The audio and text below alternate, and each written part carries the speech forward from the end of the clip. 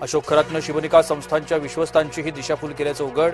विद्यार्थ्यांसाठी शाळा अभ्यासिका उभारण्याचं दिलं होतं आश्वासन, मात्र एकही आश्वासन पूर्ण नाही. काही विश्वस्तांचा संस्थांना रामराम. राज्य मंत्रिमंडळाची आज महत्वाची बैठक. अशोक खरात प्रकरणासंदर्भातही चर्चेचा अंदाज. सातारा राड्यासंदर्भातही चर्चा होण्याची शक्यता.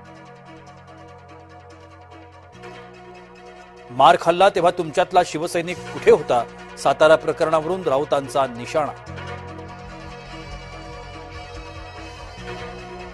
उपसभापती नीलम गोरेंविरोधात अविश्वास प्रस्ताव.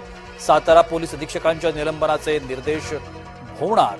सातारा एसपी प्रकरणी गोरेंनी अधिकाराचा गैरवापर केल्याचा विरोधकांचा आरोप. आज विधान परिषदेतील 9 आमदारांचा निरोप समारंभ. सभापती राम शिंदेंची माहिती.